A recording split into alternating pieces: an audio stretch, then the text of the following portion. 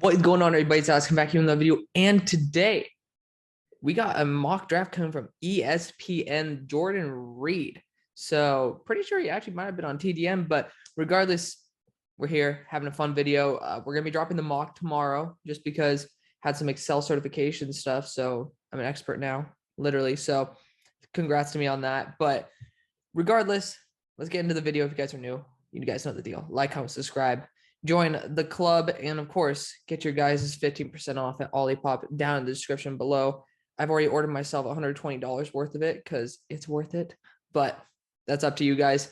Let's kick into this. Let's see what the picks are. Starting off with number 1, the Lions, who are now without the chance of going 0-17, getting KT. I'm not even going to talk about it. We all know that's going to be the top pick of the draft. It's just kind of set in stone. So cool. Let's move on.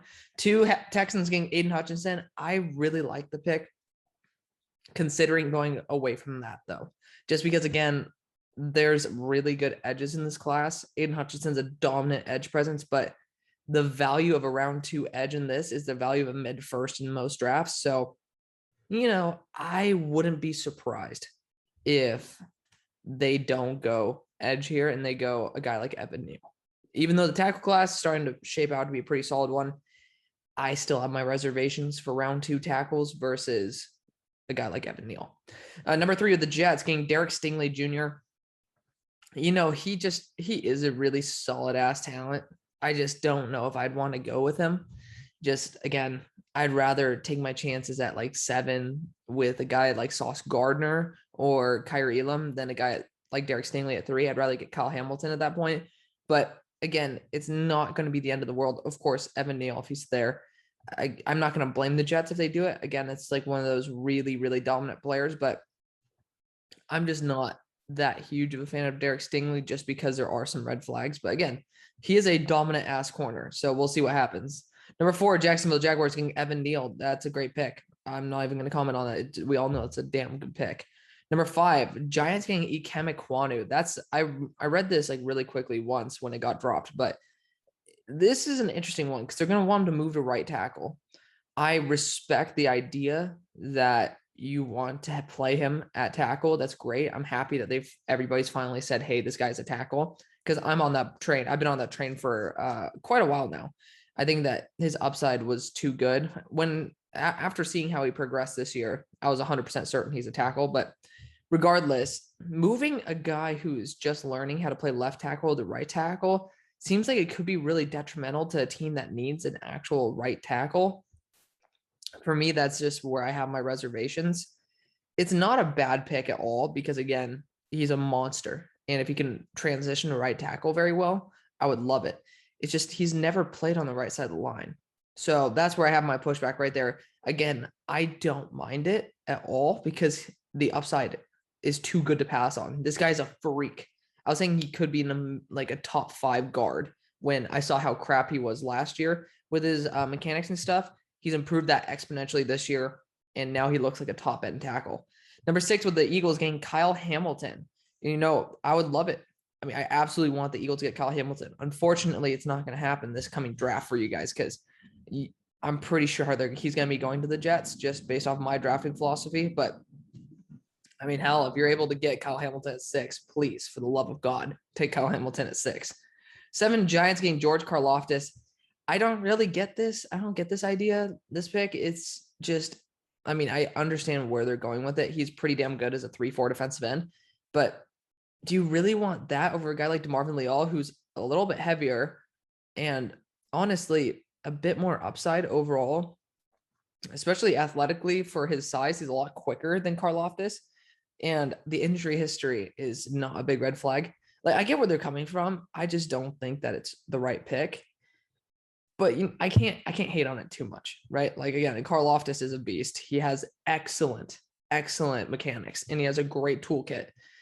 He might swim to the inside when he should have probably swam to the outside versus Travion Henderson, but those are things that you can literally solve in just a heartbeat in practice. Like, again, Karlaftis is a special ass talent. Number 8 with Washington, they're going Matt Corral. I started having a little bit of fun in pre-mocking this mock, and I had a team trade ahead of Washington to get a tackle. this still might be my pick because I do like getting. I've kind of warmed up to the idea of getting a left tackle for Washington. Granted, quarterback is huge, but Matt Corral is going to be the best for the first 3 years of his career out of probably any of these guys. Maybe not year one, but over the 3 years, I think he has a bit more development to do. I mean, he's fast, has a cannon for an arm.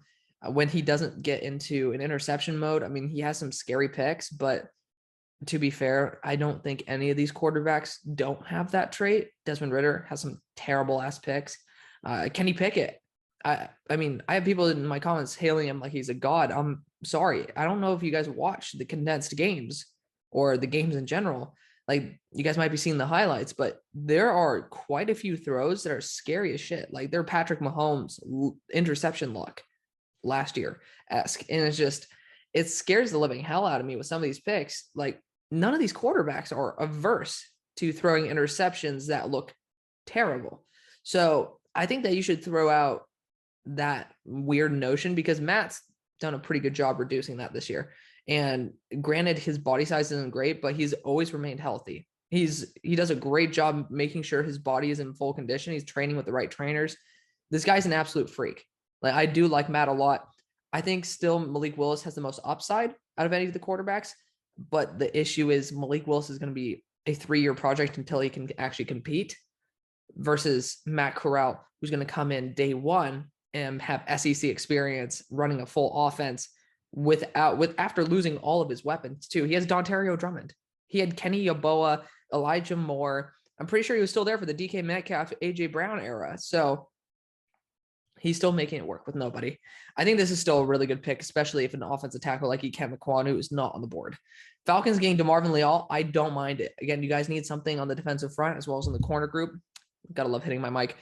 But I really can't complain at all about this pick. It is this damn solid one. Excellent value as well. I think that's a right spot for him because you can use him on the edge. You can use him on the interior. You can use him wherever you want. I think he would definitely be like more of a like an interior defensive end, like a 3-4 D end, and then sub package D tackle or wide defensive end. Regardless, he's just too good to pass on. There are some high end corners, and I would love. Oh, holy shit! We'll talk about that in a second. I didn't see past the number 9, so this is all new to me. But I still think it's solid. I would still probably lean towards a corner, but you're tossing a coin at that point because DeMarvin Leal is a freaking beast. David Ojabo at number 10. Like, this dude is a freak, right? I think he has 10 sacks, 10 and a half tackles for loss, and like 3 strip sacks. This guy is really, really good. So I don't mind the idea of putting him in the first. Number 10 overall is a ballsy ass pick because he is 250 pounds. I'm pretty sure he's a redshirt senior as well. Gotta love the whistle. You know, that is interesting to say the least. Really high for him. He is definitely a way overdraft. I appreciate the love for David Ojabo, though. He is really good. He deserves to be in the top 3 rounds 100%. This edge class is just too good to put David Ojabo above all these other dudes. So I'll have my reservations about that. Still, it is a damn good player. I would not mind if the Jets picked him up, but just not at 10. Number 11 with the Eagles getting Kaiir Elam. That'd be a steal of a draft pick. I wonder if he just did this for the Eagles. He was like, oh, shoot. Like, we got to make sure that DeMarvin Leal goes to the Falcons and we have some George Karlaftis going here just so we can push down Kaiir Elam to the Eagles. Regardless, I think the Eagles need a corner desperately just because Steven Nelson won't want to re-sign with a team that is going to be drafting inside the top 10 to 15. Like, he's proven that he is a high-end corner, probably wants to go win a chip or get a big bag. Regardless, next, Panthers getting Kenny Pickett. I already talked about my opinion on Kenny Pickett. I think he is a late first to early second round pick.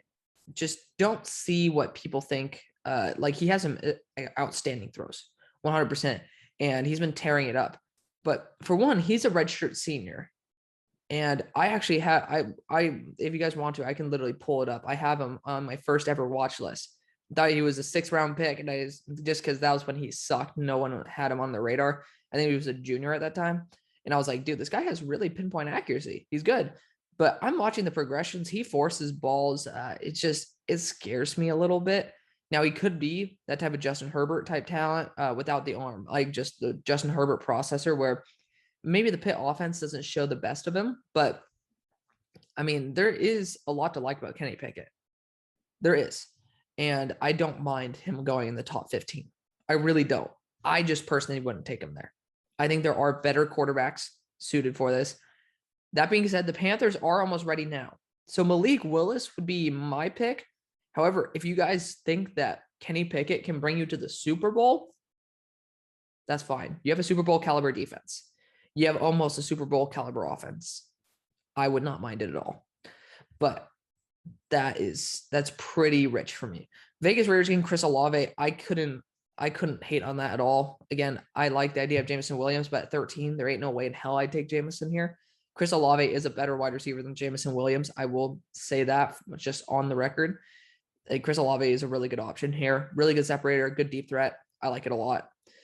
Broncos getting Malik Willis. I mean, to be honest, this team's getting rid of their best pieces here and there. I hope to God that they continue keeping their defense intact. You know, you could lose your technically, I'll say your number one and number one slot corner this year, which would be a really big oof. But I mean, this team has so much potential. Patrick Surtain, he is a solid ass corner.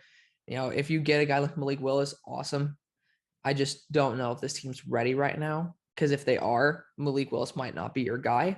I thought this Broncos team was going to go through the fucking roof. Like when they started, I think 3-0, I was like, okay, well, this team is not going to be an undefeated type roster. Like they played absolutely nobody, but still, this team should be in the playoffs. So I hope they do. I honestly do. But Malik Willis the more I think about it, the more I like it. If you keep Teddy Bridgewater one more year, this might be a perfect pick. I just want you guys to have someone who can come in and play day one. Eagles getting Linderbaum. I would not mind this at all. Absolutely at all. You know, Tyler Linderbaum is a freak. And if you use him at center or guard, wherever you want to put Landon Dickerson, wherever you don't want to put Landon Dickerson, I should say, that is perfect. I love Tyler Linderbaum with a passion. Like this dude is an absolute monster. I love him. I don't have anything else to talk about, to be honest. You know, you got a high-end corner. I'm pretty sure you guys got a high-end. Did you guys get an edge as well? I'm trying to find it. Oh, you got Kyle Hamilton. Damn, another A+ draft. The Eagles always get really good drafts because, of course, you're getting 3 first-round picks. Cincinnati Bengals getting Sauce Gardner. I mean, I know that B. Gill's up there in the comment section. I wouldn't mind this, personally. I really wouldn't. I love Sauce Gardner, and I think he'd be a perfect fit, too. He's a pick machine. He's a dominant ass corner. If he played a few more games against high-end talent, like versus higher end schools, I would be willing to put him above Kyer Elam. He might be closing on that corner 1 position because I'm just a huge fan of Sauce. You guys can look at my first 2022 mock. I think I had him in the top 10. Like he's just so damn good. Miami Dolphins are next. Charles Cross. Honestly, like a little secret into the mock. It might happen. Just, I don't know if it's actually going to, because again, I do all the mocks live. I trade up with the Dolphins to be able to get a tackle. And Charles Cross wasn't the guy. However, I thought about maybe if I didn't trade up with the Dolphins, that getting a guy like Charles Cross at their position wouldn't be a terrible idea. So, you know, Charles Cross is a beast. He is put on an extra weight, 15 pounds, because if you looked at my first initial scouting notes of him, I was like, this guy has some really good technique and stuff. He just doesn't have an anchor. He's really light. He put on 15 pounds and gained an anchor. So he looked a little bit rough in his first game, but of course, if you put on 15 pounds, you don't really know how to use your body. He's progressed a lot. You guys know me. I will always favor players who show progression because that's how you get better in the NFL. Playing as a top-end college prospect is not going to get you anywhere in the NFL if you don't continue to develop. And Charles Cross has developed a lot. Big fan of what he's done. I think, honestly, as much as I want to say that getting veteran linemen would help out this team, getting a guy like, apologies about that, getting a guy like Charles Cross at 17 would not be bad. I wouldn't mind it at all. So it's a good pick. I like it. Number 18 with the Vikings, Andrew Booth Jr. out of Clemson. It's a good spot to get a high-end corner with a lot of athleticism. I'm very happy that I think it was Jordan Reid doing this, right? I think it's Jordan Reid. Yeah. Jordan Reid has him as his corner 4 as well. It's just, again, you get picked on a little bit too much. It's a little bit of a scary situation. This is a good spot for him, and I'd be perfectly fine taking him here. I would say watch out for a guy like Sam Howell. It's pretty obvious that, it's either going to be a long ass project or it's going to be a time to just say that was a busted pick in terms of your 3rd round pick with Kellen Mond. But I mean, you can't complain about getting a guy like Andrew Booth. Number 19 with the Pittsburgh Steelers, Kenyon Green. I could see the Steelers doing this, to be honest with you. I like a right tackle, so Darian Kennard's on the board. I think that would be a really good fit. So getting him at right tackle would be great. Another type of Steelers player, really good on the move. That being said, right guard is still an issue, and he could definitely play there until he's comfortable playing right tackle. We do have Zach Banner, so we like to stick him everywhere anyways. Kenyon Green would be a really, really good fit on this team. So, I can't complain. I think a quarterback would be the right move, but fortunately, we don't get to see a 2nd round. Number 20 with the Cleveland Browns, going with Garrett Wilson. Yeah, I really don't mind it. I think he is very Odell Beckham Jr.-esque. If honestly I'm going to give a comp, it could be Odell. That the more I think about it, the more I actually love that pick, or love that comp. I really like the way Garrett Wilson plays, and he's my wide receiver 1 by a long shot. This guy he separates himself from the class.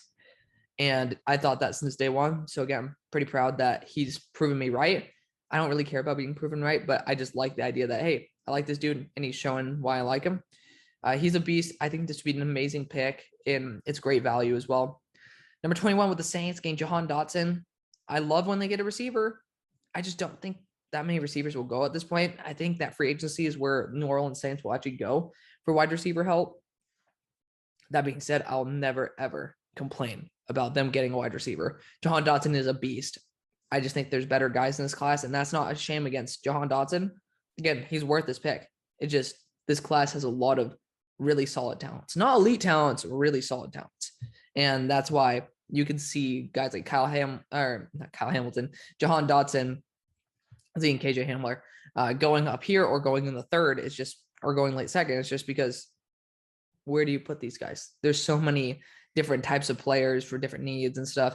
Regardless, Chargers getting Jordan Davis, that's a really good fit. I do like that quite a bit. You do need something on the inside, and defensive tackles just don't have that big of a value. And Jordan Davis is a freak, right? I think he is a top 15 prospect in this class. It's just, again, positional value. Is he worth a top 15 pick? Probably not. So this is a good spot for him. Getting rid of Jerry Tillery or Linval Joseph in there, I really can't complain. I love that. Next with New England, going Devin Lloyd. It seems like a New England pick, to be honest, but I would say Trent McDuffie should be the right one. This corner class seems probably first 2 rounds heavy, and then it takes a quick break until like the 5th. I would say that. Martin Emerson, another guy I'd consider there. It would probably be a pretty big Patriots move for them to get a guy like Devin Lloyd, really solid all-around linebacker. I wouldn't complain about it. I just like the idea of going corner for them round 1, but I have to be open to other options because teams don't always follow with their biggest need in round 1. And Devin Lloyd is certainly an amazing linebacker. I'd get scared shitless if they got into Kobe Dean, because then he's going to turn into the best linebacker ever.